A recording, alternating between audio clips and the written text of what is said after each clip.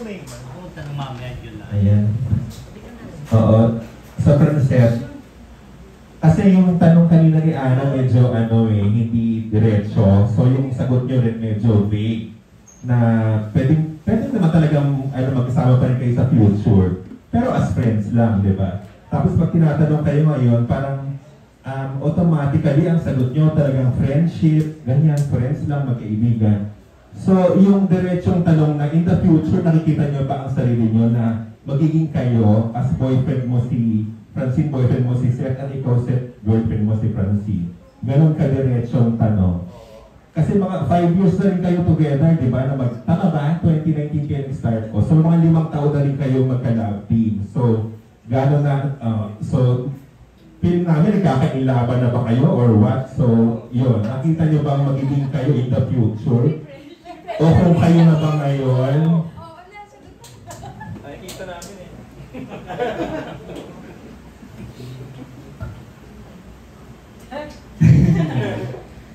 Hindi, maging lalaki tayo. Hindi po malabo na umabot po sa punto na gano'n. Pero sa ngayon po, sasabihin ko lang po, ayoko rin po magsalita ng patapos at ayoko rin naman masyadong magmukhang magpapakilig po dito. Sa totoo lang po tayo, nandun po ako sa punto na ayokong lalo na po, pauna-una ang movie namin ito. Pinapriority ko po muna yung pelikula. Pero malaking tulong din po kung ano yung samahan namin ni Francine dahil makakatulong po sa bawat eksena na gagawin namin. Pero wala po sa isip ko na hindi ko pinapressure yung sarili ko na maging karelasyon si Francine. Dahil unang-una, lagi ko sinasabi, nire-respeto ko po yung magulang ni Francine. Nire-respeto ko po yung si Francine. At hindi ko na po elaborate kung ano man po yung mga napag-uusapan namin ni Francine. Pero sa tingin ko po, alam niyo naman po na may mga times kami ni Francine na nag-uusap na kaming dalawa lang. So, sa amin na lang po yun. At dadating ang panahon, yung tanong po niya, yung tanong na yan, masasagot po namin diretso. Sa ngayon po talaga, hindi po namin kaya sagutin ng diretso. Yes, Francine. Akala ko po, hindi naman po siguro nakakabawas at pagkababae kung sasabihin kung hindi po malabong mangyari yun. Lalo na po, may mga gagawin din po kami projects after this movie, parati kami magkakasama at sa pagkakakilala ko po kay Seth, sa ugali niya, siya mismo bilang tao, hindi mahirap na magustuhan. Pero yun nga po, kaya din ang sinabi niya, hindi namin pinaprioritize na maging kami agad. Kasi may tamang oras, may tamang panahon para dyan. And yun nga din po, nire-respeto rin po namin hindi lang yung pamilya namin, pamilya ng isa't isa, kundi pati na rin po yung mga taong pinagkakatiwala sa amin yung mga projects na binibigay. Kaya po sa ngayon, agreement din po namin na it's better na ganito yung relationship namin, pero mas nagiging first priority namin ang trabaho at hindi na-apektuhan. Pero may pag-uusap po. Sabi ko, kakampi ko si Francine. So, hindi siya ganun kababaw at hindi siya ganun kadalik sirain yung meron kami ni Francine. Malalim yung samahan na meron kami at pinagtibay po kami ng panahon. Sa loob ng 5 years po, yun po. Yeah. Mas magandang sagot niya ngayon. Tapos yung na lang, kasi nga may movie ka, hindi lahat ng love team nalilagyan ng movie, di ba? So, gaano kayo ka-pressured ngayon? Na kasi sa TV naman, pwedeng maingay yung mga fans niyo, di ba? Yung pag may gano'n kayong show, ganyan. Pero, or sa streaming. Pero kasi iba yung pupunta sila sa sinehan, magbabayad, lalo sa panahong to, ang mahal ng sine. Paano nyo sila hikayating lumapas, magbayad para bumili ng ticket para panoorin kayo sa sinihan ngayong may pelikula kayo? Siguro po, more than sa paghihikayat, kami, nag-uusap na po kami na sa bawat eksena, ibibigay natin yung lahat. Kasi, yun nga po, since first movie namin to, pinagkatiwala sa amin to ng legal. And syempre, yung mga supporters po namin na nagkaabang din, ayaw namin silang biguin. Para po sa amin, mapuno man o hindi, ang mahalaga yung mga gustong pumunta doon ay gustong sumuporta, kapanood yung pelikula, at maintindihan nila mismo yung kwento nung movie namin. Para po kasi sa akin, kapag gumagawa kami ng mapateleserye man po yan, o pelikula, or kung miniseries man po yan, it's more than just the numbers of audience. It's more of yung knowledge din ng mga manonood sa'yo.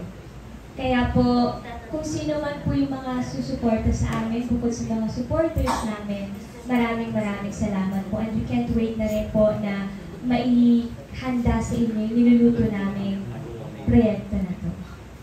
Thank you, Alan. Yeah, thank Si you. Sir Mon, baka may reaction pa. Siyempre, dadagdag ko na rin na, yun nga, unang movie namin ito ni Francine. Hindi siya biro. Talagang, kasi po, maging totoo tayo, lalo na po unang movie namin to, siyempre, pag may palabas na to, meron at merong masasabi sa aming dalawa ni Francine. So, doon pa lang, isang malaking kakaharapin na namin. Kasi tama po yung sinabi ni Francine na siyempre papanoorin po ito ng mga nagmamahal sa amin. Pero gusto rin po namin panoorin ito ng lahat. Gusto rin po namin dito kami mahalin ng mas marami. Yun po yun. At hindi namin mapipris po lahat ng tao na mahalin namin. Pero still, mahal namin sila at ginagawa namin to para sa kanila lahat. Yun. Good luck. Thank you. Yan, alam nyo, sisingit ako, no? Ang bongga ng Francet fans kasi in-announce pala ng My Future You, nag-meeting pala. Alam mo, kanya-kanya na silang nag-uusap yung mga fans crowd. Meron yung isa from the States, nag-donate na ng 50,000 pesos para sa black screening. Ngayon pala, ang dami ng kinakasang black screening ng Francet fans. Oo. Sabi ko, ay, huwag muna kayo 2028 pa ang show nyo. Pero, nabalitaan nyo yung mga fans nyo, sila, may isang nag-donate ng 50,000. Sabi ko nga, itatabi ko muna yan, bigay mo sa akin.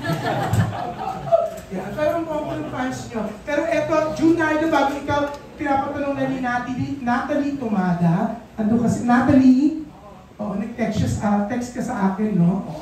After 30 minutes ko kayo bago nabasa. Okay. Pero ang pinapatanong niya, super click daw kayo on and off camera. Sa tingin niyo, bakit kayo click and gano'n ba talaga kayo ka-close sa isa't isa? Hindi kasi nakikita ni Natalie na parang yung event ng family ni Francine yung sa side. Kung gano'n po ka-close? Kasi you're really click now, on and off camera, di ba? Natalie? Si Natalie? Di ba yun ang question mo? On and off camera, click sila.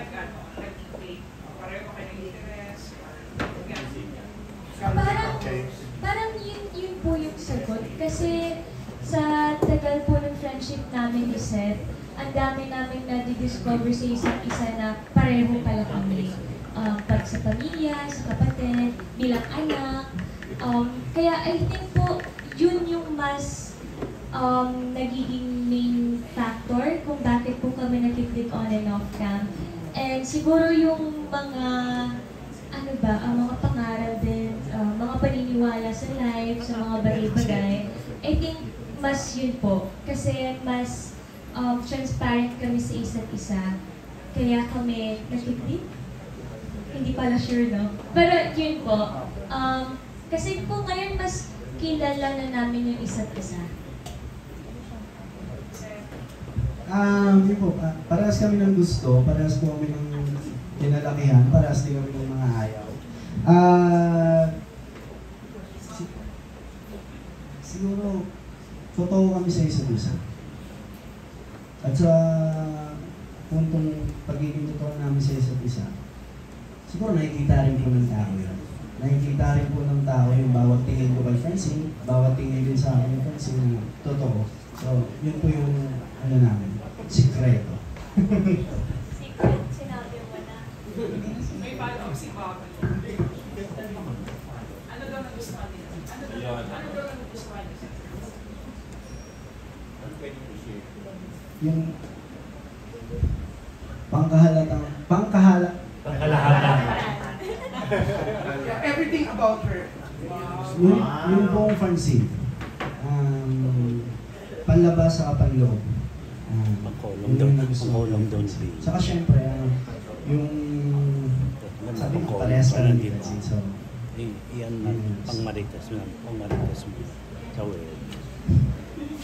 Gamitin mo muna. Gamitin mo muna bago ilagay sa maritas.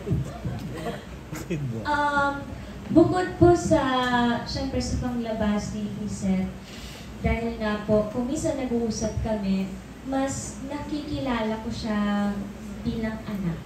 Yun po yung masasabi kong nagugustuhan ko sa kanya. Nakikita ko kung paano niya tratuhin yung mama niya, papa niya, lalo mga kapatid niya, kung gaano siya ka-protective at saka attractive sa kanya kasi ano siya, para siyang tatay. Marunong mag-alaga, provider, marunong umintindi. Yun po.